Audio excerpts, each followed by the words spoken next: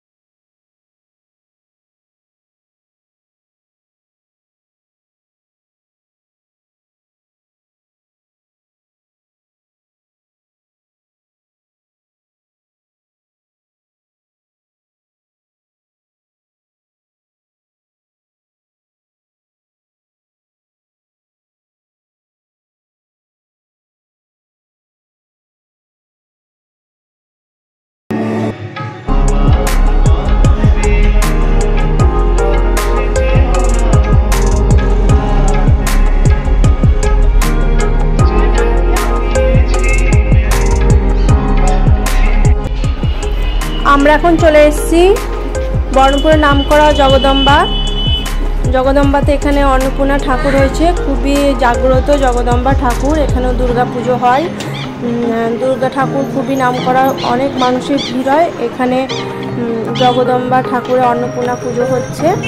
আমরা এখানে চলে এসেছি, আপনারা পুরো ভিডিওটা দেখুন, ঠাকুরটাকে দেখুন।